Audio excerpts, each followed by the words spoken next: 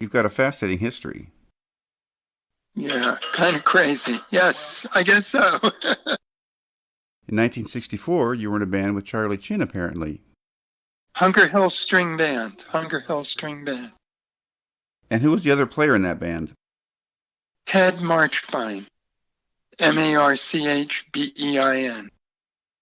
He was in the building trades, and he was from the Pittsburgh area, and he moved back there. Well, he was actually a painter, like an artist. When I met him, when he was still either in his teens or early 20s, and he was living in New York City, where he had gone to art school, and hanging out in the village. And so the three of us wound up getting together. Ted was a guitar player, and I played fiddle and mandolin, and Charlie played the banjo.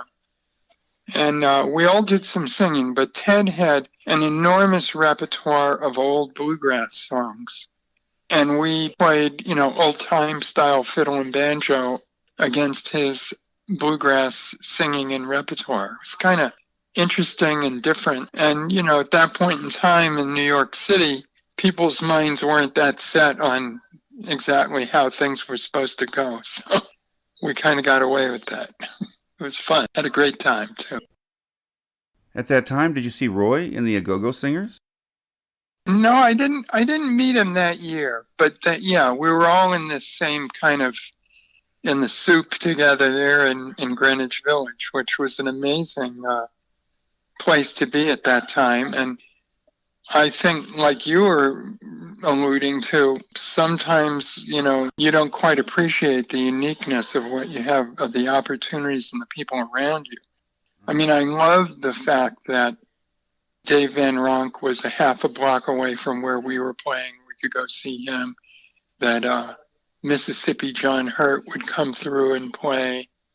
That all these various elders that were soon to not be with us anymore were around and would be playing in New York. And in small venues. Folk music was not, it wasn't like the Rolling Stones. So you were up close and you got to meet people and talk to them, and at festivals as well. But the thing that I think that I'm going toward here as being kind of special was a number of these artists that I'm thinking about were born in the late 19th century, the guys who were pretty old at the time in the 60s. Gary Davis was a regular at the store, Fretted Instruments. He'd come in usually once a week, and we'd all sit around and listen, and he'd play. And it was great, and everybody truly appreciated these people. But to now know that, once they were all gone, there really wasn't a replacement for that, that connection to that era before recordings or the birth of recording. It was a really amazing opportunity to be around those folks. When did you first pick up a violin? Yeah, well, as a small child, I knew I wanted to play music. And I didn't know exactly what or how or when or where, but I wanted, music lessons, whatever that meant. And my mom finally relented when I was 7, because before that, back in the 50s, people thought you can't start playing a musical instrument till you're older. Today, of course, kids are starting at 3 and 4, which is great. It's exciting. It's terrific. So we went to visit a man who taught many of the orchestral instruments. And he played a few different instruments for me. And when he played the violin, I found that thing to be the most moving, the thing that I felt connected to. So I said, I will play the violin. So we, got started with a rental instrument and weekly lessons. And I was 7. Then in junior high, I was in the All Bronx Junior High School Orchestra. So that was my first ensemble experience. And I remember almost like it was yesterday, leaving my first rehearsal and walking down the sidewalk like I was floating a mile high on the sky. I really loved orchestral music at the time. and to be part of this big sound and have my role in it was really transporting. So I stayed with all that, and then my neighborhood was a rough neighborhood in the Bronx, and the local high school was not a place I really wanted to be. So I applied to the High School of Music and Art in Manhattan and got in. I started at the age of, I skipped a year in junior high, so I was kind of young. Let me think, 14, 13, wow. Is that 13? Yeah, 13 years old. Went to High School of Music and Art. Graduated when I was 16. And in the High School of Music and Art, we did the regular academic stuff to get a high school diploma, but we stayed till 4:30 every day so that we were able to do all this music. So every day I was in a symphony orchestra, a chamber orchestra, and a string quartet, and music theory. And a couple of things shaped my life there in that school. One of them was the string quartet, because the two orchestras were rehearsing toward performance. But the string quartet was a period, I'm still amazed that they let us do this, but we had one period a day where two violins, a viola, and a cello would sit in a room with access to a complete library of string quartet music, and we could make our own decisions as to what we did for that period. And we just played together and would pick different pieces and work on them, and there was no performance. There was an occasional coaching by a teacher, but nobody truly overseeing us. And I think when I got into the Hunker Hill string band, that was a little bit of an outgrowth, These three guys, we could do whatever we wanted. We could hear each other and interact and make decisions about how we were going to play on our own. And it was great. I think that little quartet training led me that way to a certain extent. And then another formative thing was the symphony orchestra was very competitive.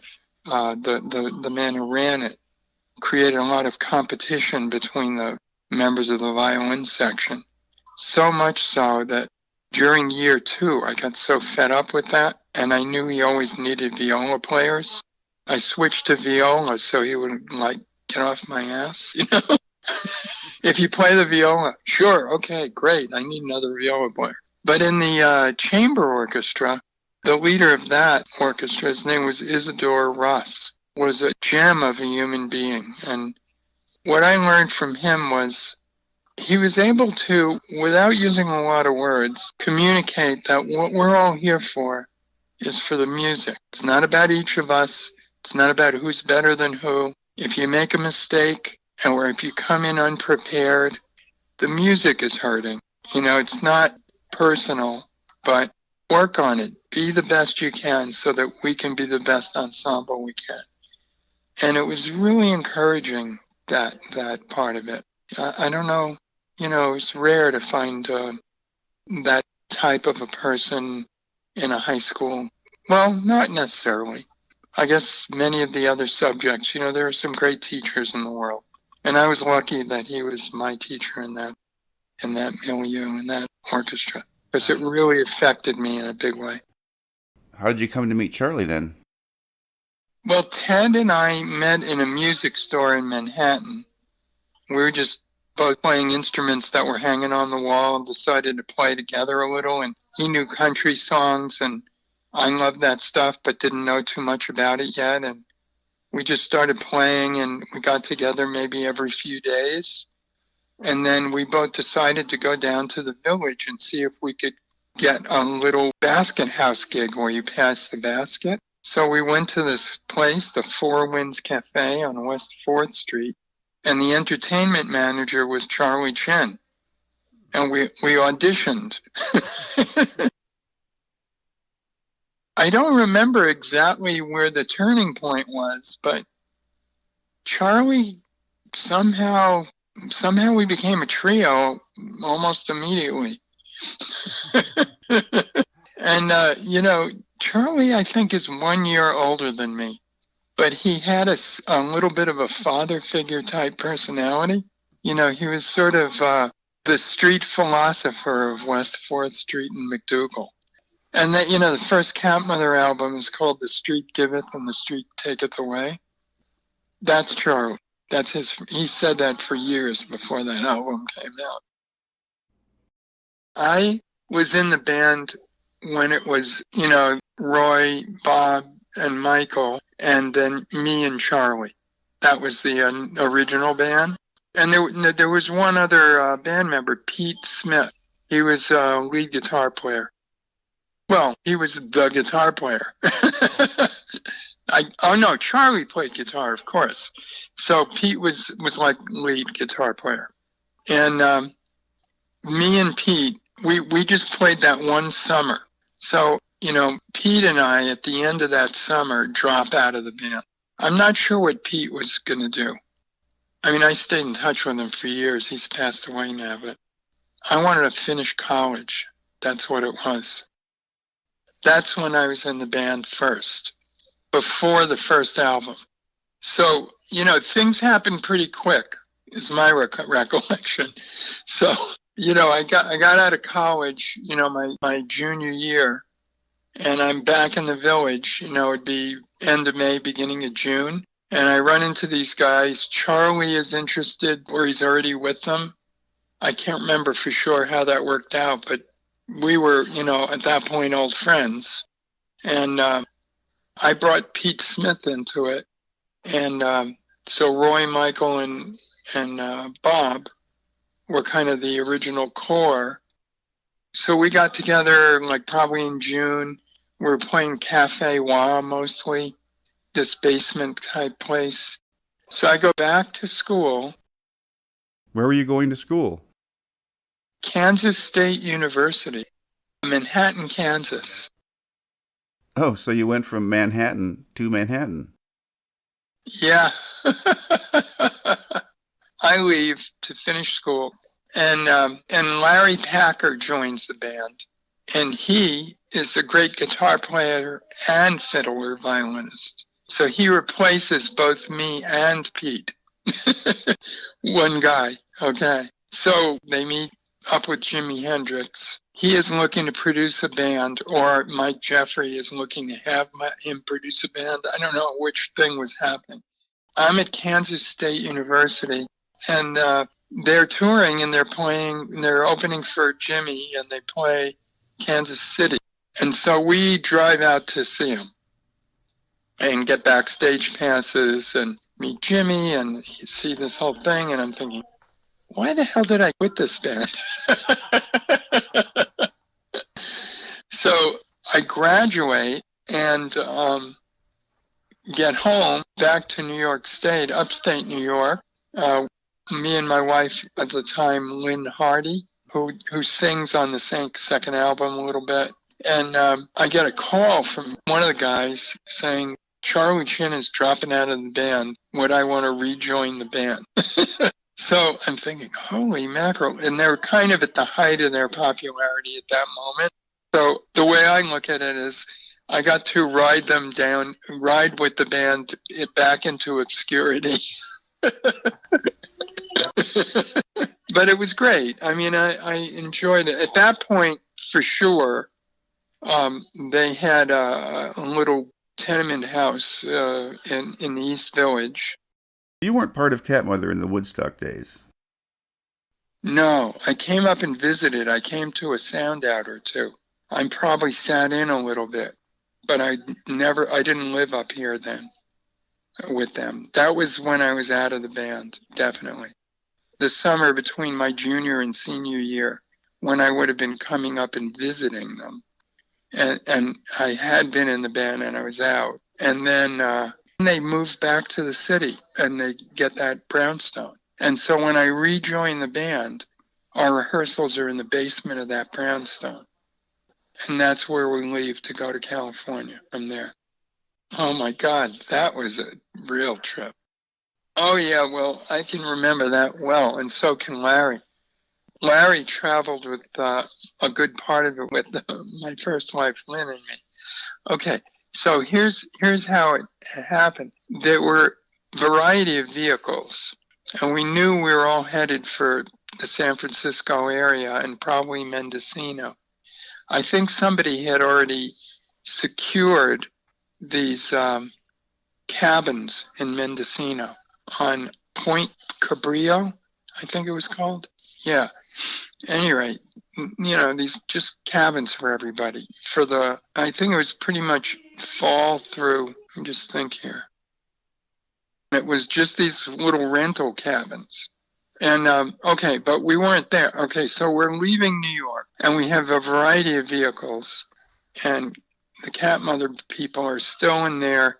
The families, which is like Roy and Bob and their wives and kids, are still in this building that has, 2 or 3 floors to it in the East Village, and they're leaving permanently. And Lynn and I drive down in a VW bus that we were traveling in, and we park in front, and I run in.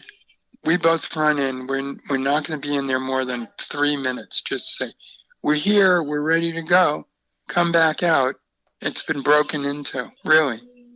And I lost a guitar, but there's like cash in the dashboard and a mandolin and a fiddle, and they didn't take those. It's really weird. But I guess that didn't mean anything to whoever was stealing. Anyway, that was the first weird thing on this trip. Okay, so we all take off. Oh, I set up a gig in Manhattan, Kansas, because this band is really popular at that point in time. And I call this guy up who runs this Quonset hut dance hall. And we're going to pack this place, out in the middle of nowhere. The band is well known. And we set up this gig. Okay, so we leave in 3 or 4 different vans, each person on their own course, having to meet up on a certain day for this gig. And everybody breaks down somewhere. And of course, there's no cell phones, right? So we're all communicating through the promoter in Kansas. And, I was like my own mechanic back then. And I had just put a new engine in this VW bus out of a junkyard. And we get into, and Larry's traveling with me and Lynn and a cat and a dog in a VW bus. And we break down in Pennsylvania, and we happen to break down, I make it into a town, and I make it to across the street from a repair shop. And the guy in the shop actually lets me use his shop. So we get towed in there. I get another engine. He gets it from a junkyard. He has an engine jack for a VW. And I'm able to swap engines in an afternoon. And we're on the road again. And I think I was the first one to break down. So now we're back on track. And one of the other guys breaks down. Anyway, there's a whole series of breakdowns. And the gig is getting canceled. So they wind up having to postpone it for a week or 2. And here's the thing. The guy has postponed it 2 or 3 times to accommodate us. And when we finally get there, nobody believes we're really going to be there. So we get 30 people. All right, now the next thing is we now have to leave there and make our way to Northern California. So as I remember it, Larry goes with another bunch. And Lynn and I decide to go to the Grand Canyon on our way. So we wend our way through the South and into California and all the way up, We wind up all meeting up in Northern California. And that was going to be to record the album Albion Doo-Wah, which had a really major advance. First album did great. And this supposedly had a $150,000 advance. But the band had signed all these horrible contracts with Michael Jefferey. You probably have heard all that or some of it. As Michael made them incorporate before they left New York City, some of the early listings for Cat Mother shows on the Mendocino coast advertised them as Cat Mother Inc. Right. That was so we could have the money. And we would only announce these shows in like a week or so in advance, because the deal with Michael was he got all the money for everything. And the band was living on like $75 a week a person. Yeah, he got it all.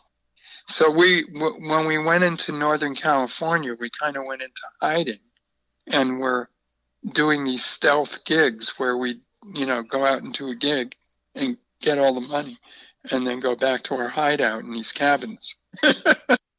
So he wouldn't be getting any of it. So the recording, was like 4 hours south in San Francisco. So we'd go down there for a few days at a time, and we would record at night. Like we had the night shift after the Grateful Dead and after It's a Beautiful Day.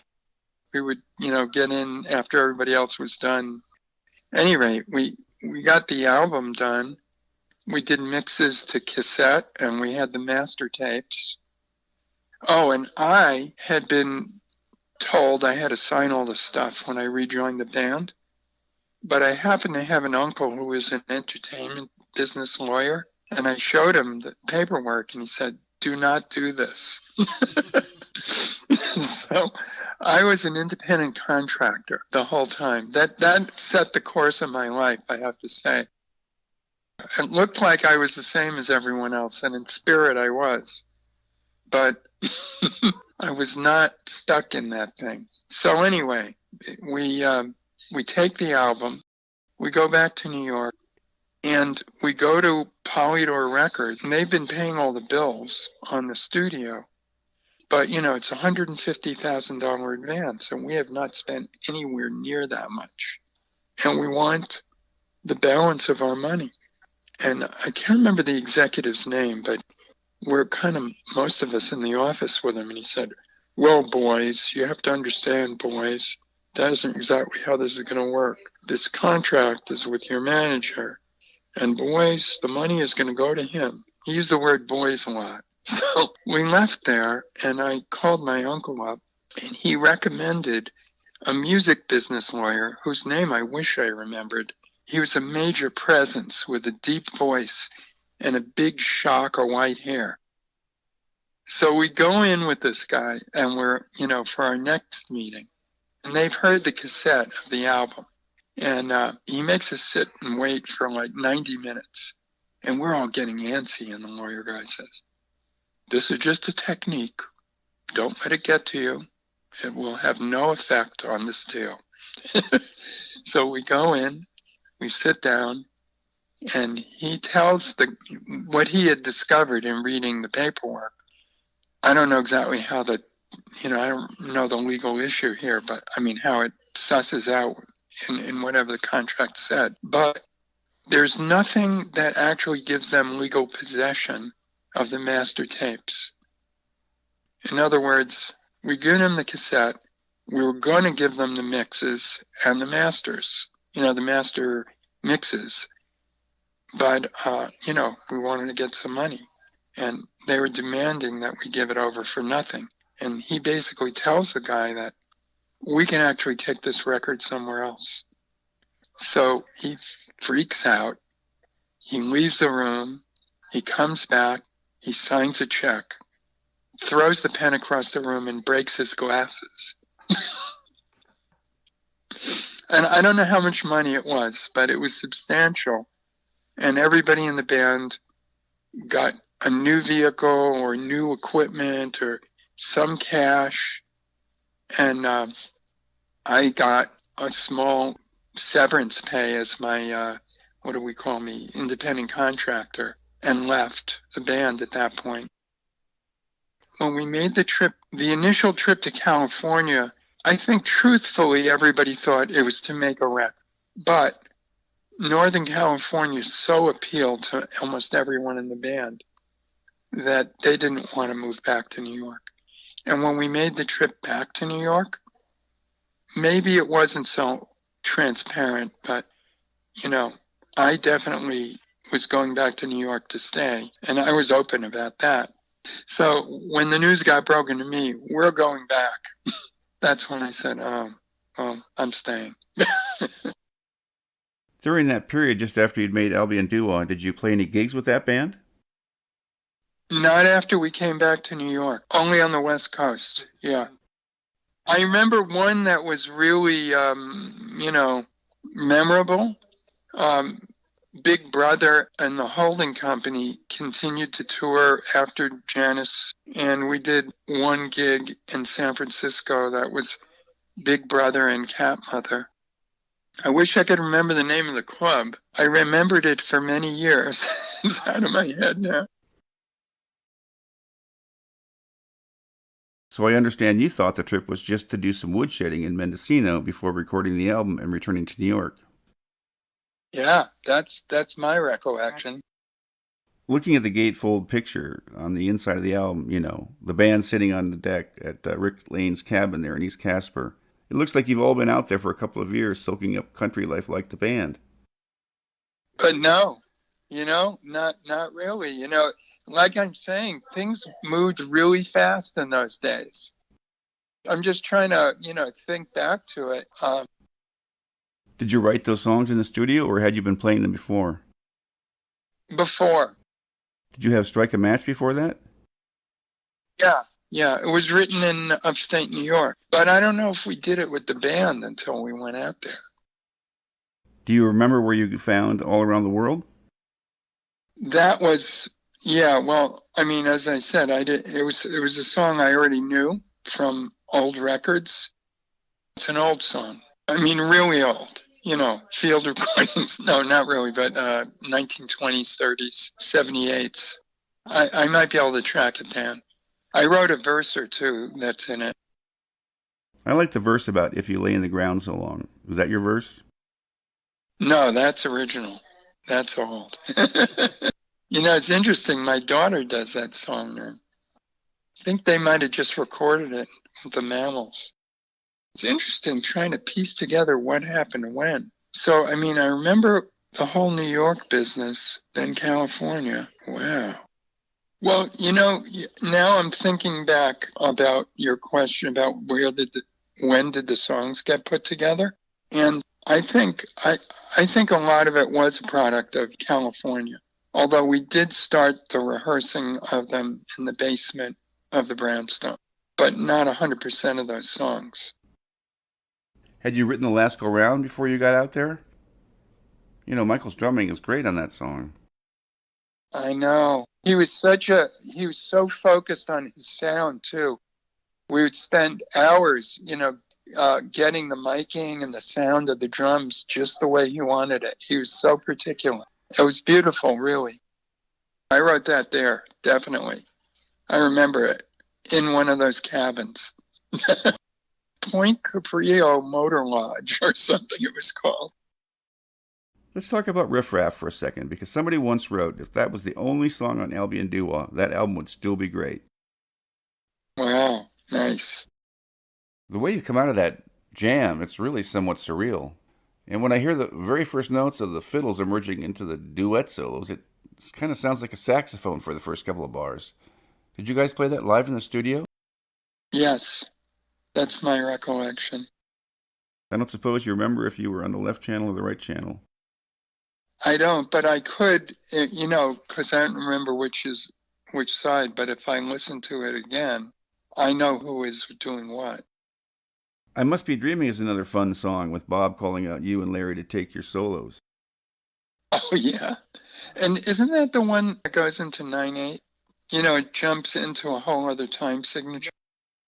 That's Turkish Taffy.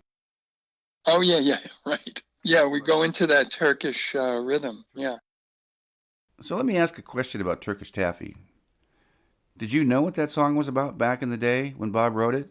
Was it obvious then? Was he open about his sexuality? Because the lyrics are pretty... Yeah. I have to say, within this circle of people that we were in the village to start with, being gay or bisexual was not an issue, even though it was in the outside world. We were like a subculture of people who accepted all those things about each other. So I don't remember whether it was or wasn't, but if if we did know, it wouldn't have been anything. I mean, it wouldn't have been an issue of any sort. It wouldn't have been like, holy mackerel, really? Wouldn't have been that way. So I kind of feel like we kind of knew, but it wasn't. I'd be interested in somebody else's perspective on that and that era. But that's my recollection of the way people related to each other in that kind of almost bubble that we lived in. Those lyrics are so revealing. They are, yeah. And I guess, to tell you the truth, we did that song on stage a lot, and of course I knew what he meant. Yeah, I did. I did, of course. It's just that it wasn't that significant. I mean, it was significant that it was a song and it was heartfelt, and he was saying what he needed to say. And he was saying it to people who might not get it, which is good, That was fine. He got to do that. But within the group, it didn't signify anything special except we liked it. We enjoyed playing it. And the fact that it goes into that other thing, although Pete Smith was no longer in the band, he had been in a group that played Middle Eastern music, and he studied the oud. And that's a whole other crazy music business story for another day. That was the Gurus. John Townley was in the Magicians. And Jake, yeah. It was the Gurus. They did one album. That is a classic story. Another time, though, for that, because it's so amazing. But he introduced me to those rhythms. That song might date back to New York and him but it might have been that I introduced it because it stuck with me so much. My mom was born in Turkey. Yeah, so when Bob wanted to put that together, I came up with this idea of actually doing something Turkish because of the title. Did you guys rave that up in concert when you would perform it? Yeah, we did. I don't know. There are probably no tapes of it out there. God, that would be cool. What was Bob like? What was your impression of Bob when you first met him and his influence on the band? He definitely was a very central figure who made a lot of the musical decisions, but he did it in a way that felt collaborative. We weren't like a total democracy. Let's put it that way. And rightfully so. That, it was clear that Bob and Roy were the core, and Michael kind of became part of that more than the rest of us, in my opinion. And that felt right.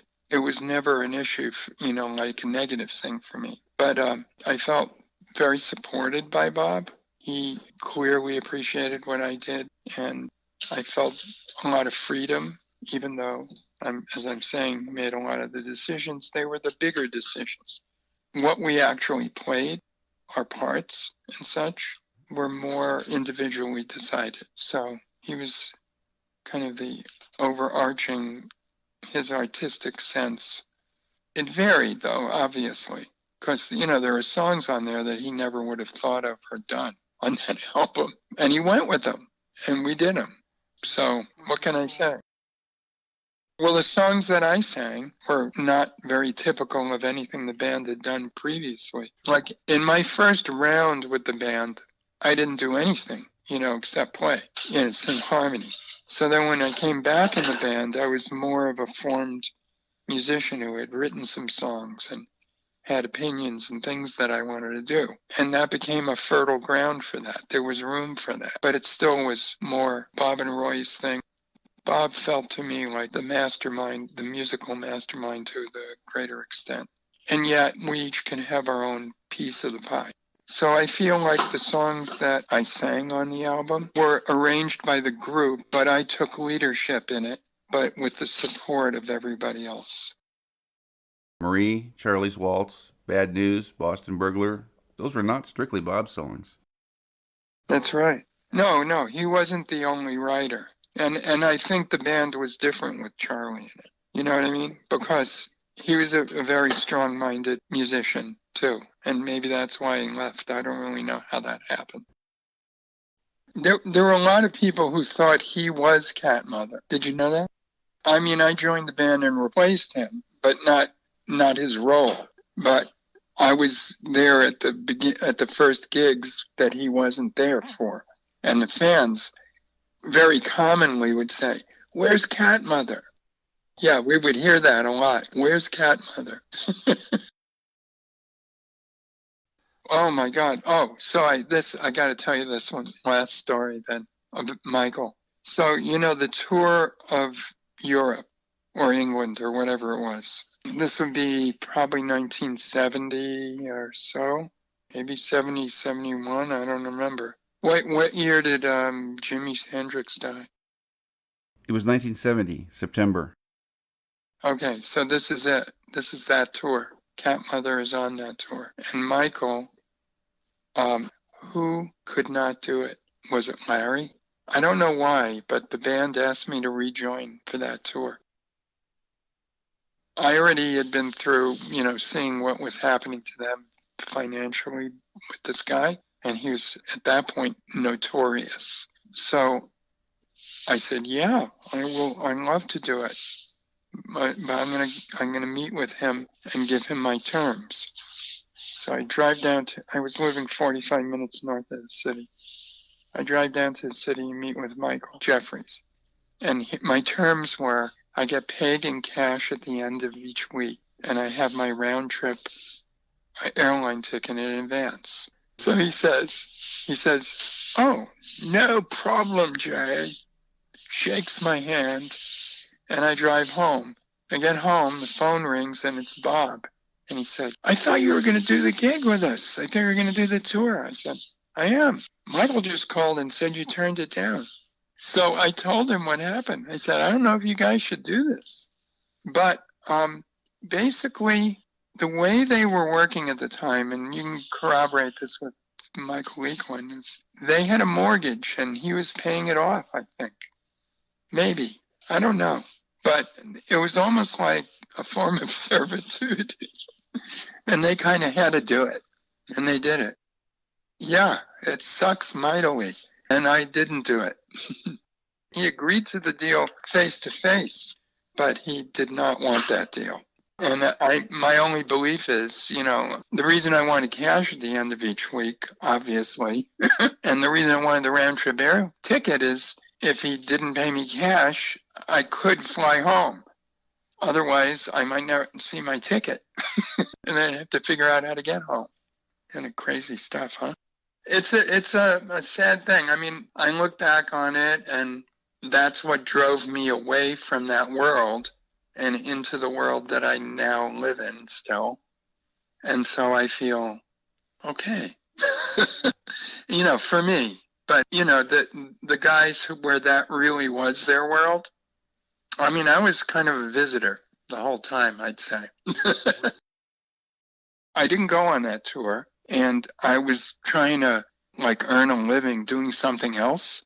So I got a job in a machine shop fabricating parts for IBM computers.